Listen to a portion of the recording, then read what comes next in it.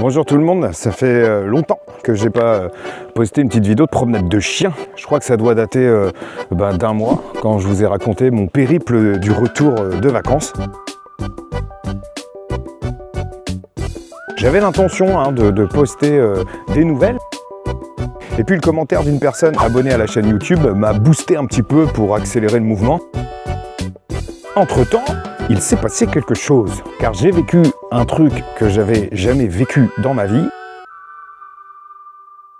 Ce qui s'est passé, je faisais du covoiturage avec deux de mes collègues et j'étais placé à l'avant au niveau du siège passager. Et donc on était sur le chemin du travail, on est arrivé à un bouchon, on était à l'arrêt, on avait les warnings et tout d'un coup, une bagnole a décidé qu'on lui servirait de frein. On s'est pris un gros coup derrière, ça nous a propulsé sur une autre bagnole et du coup on a foncé par devant sur l'arrière d'une bagnole. On voit les vitres qui pètent, on voit de la fumée qui sort de la bagnole, une portière bloquée et une espèce de silence assourdissant des premiers instants. Ça n'a pas eu le temps de monter au cerveau en fait, c'est monté au cerveau dans l'après-coup, pas pendant. Pendant, on ne savait absolument pas ce qui était en train de se passer. Et j'en suis à me dire, est-ce que finalement, c'est pas mieux quand tu vois en fait le danger arriver, que tu as le temps de te préparer, peut-être de freiner ou de changer ta direction, j'en sais rien. En tout cas, là, c'est arrivé, mais d'un coup. Donc suite au choc qu'on n'a pas capté parce qu'on a été complètement surpris, on est sorti de la voiture. Je me souviens très bien que la première personne que j'ai vue quand je suis sorti de la voiture, c'était le monsieur qu'on venait d'emboutir et qui direct nous a dit, je sais, il me l'a dit à moi, je sais que vous étiez à l'arrêt, j'ai bien vu, vous inquiétez pas. Il était plutôt en mode, je vous rassure, je sais que vous y êtes pour rien.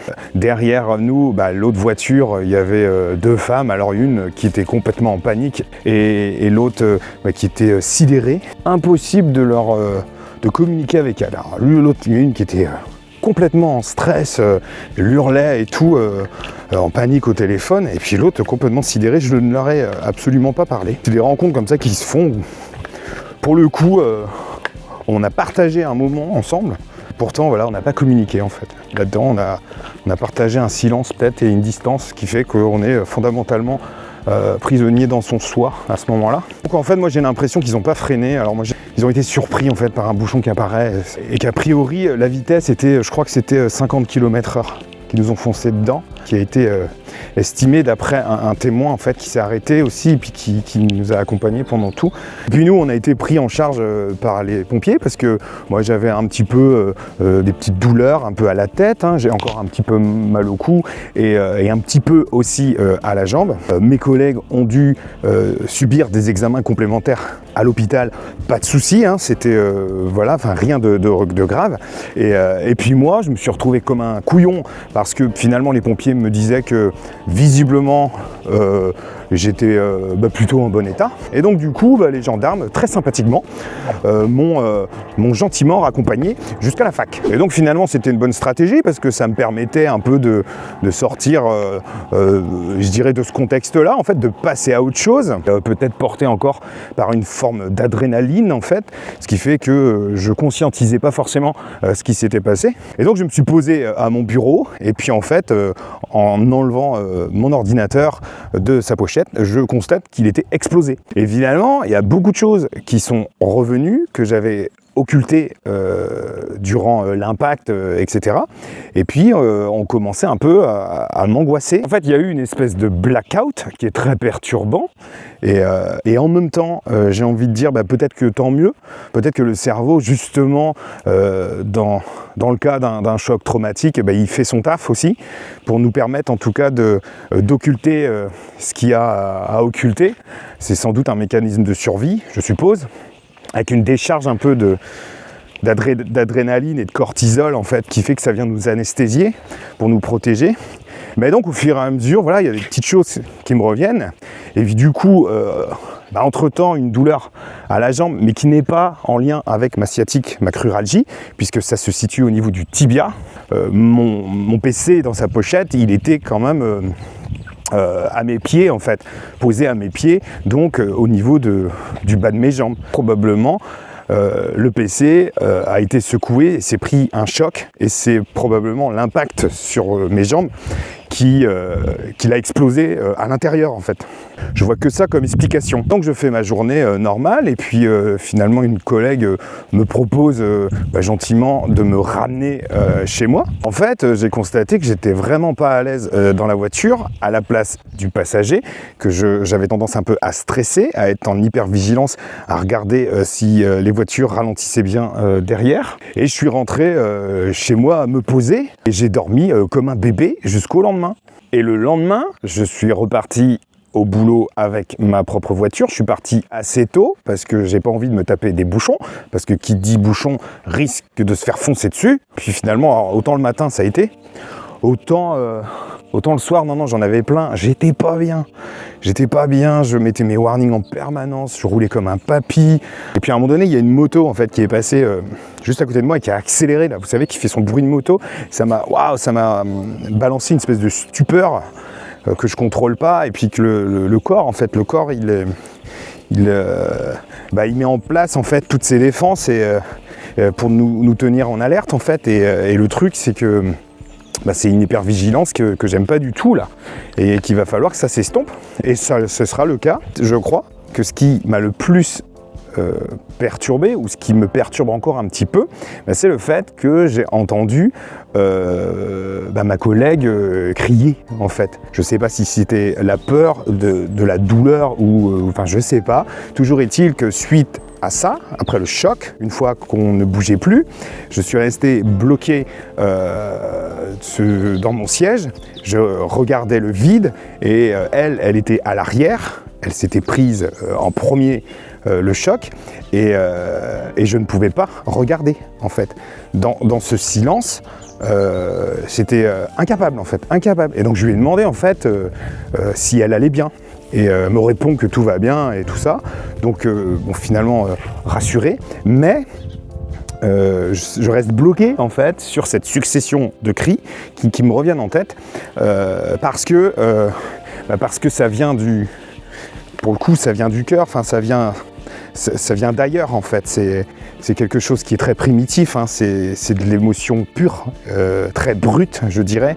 C'est une réaction qu'en général tu n'as pas dans d'autres contextes, et encore moins dans un contexte de travail, parce qu'un contexte de travail, tu es dans un cadre avec tes collègues. C'est les facteurs sociaux opératoires de l'organisation du travail qui font qu'on est en lien avec les collègues. Rien n'empêche après de rajouter une donne socio-affective parce que tu crées du lien, mais jamais tu te retrouves dans un tel partage, en fait, en tout cas, je dirais d'émotions pures, ou j'en sais rien.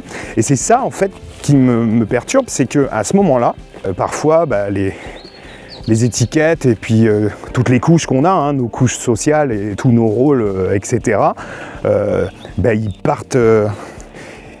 ils volent en éclats, en fait, pour atteindre quelque chose vraiment, comme je dis, de très primitif. Et ça me travaille un petit peu depuis. Et donc, en fait, tout ça, ça me fait vachement réfléchir aussi à ces histoires aussi de traumatisme, parce que moi, j'avais jamais vécu, un accident comme ça. Moi, j'avais déjà eu des petits pets, comme ça peut arriver. On te fonce un peu dans le derrière, et puis voilà, puis on se quitte bons amis, voire même on se râle dessus, mais pourquoi t'as pas freiné du con, enfin, et puis ça passe.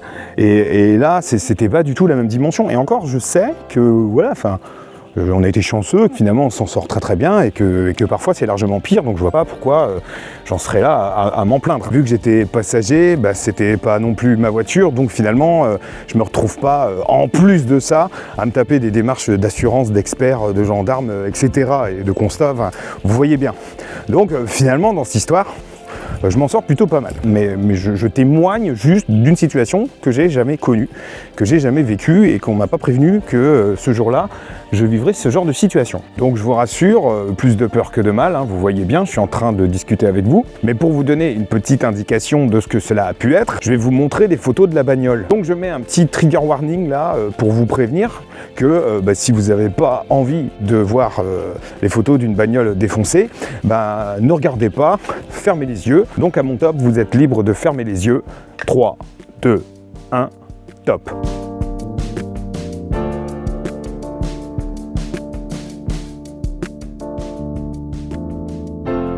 Maintenant, vous pouvez réouvrir les yeux. Enfin bref, j'avais envie de vous témoigner de ça, parce que ça m'a vachement perturbé. J'ai bien fait, moi, de retourner direct. Alors c'est vrai qu'on ne fonctionne pas tous pareil. Des collègues qui ont besoin de se poser et que je le comprends. Moi, j'ai eu plutôt besoin de, direct de partir en activité. Mais je suis un peu quand même en appréhension par rapport au trajet. Ce qui me rajoute encore un problème par rapport à ça. Parce que moi, j'ai déjà ma phobie de tomber en panne. Et si maintenant, il y a la phobie d'être surpris par la perte totale de contrôle, je sais pas.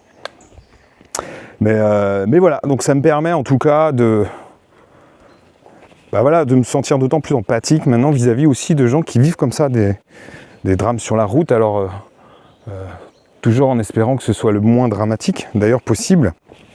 Mais en tout cas, il y a quelque chose de très impactant, tellement que c'est violent et que c'est brut. Et finalement, avec le recul, je me dis comment ça se fait que moi, je m'en sors juste avec quelques courbatures. Et voilà. Et je sais pas si vous avez vu, j'ai fait un écart à ma règle du coiffeur tous les 2 ans. Non, je suis retourné chez le coiffeur. Donc voilà, je me suis fait une petite coupe de rentrée. Bon allez, à plus.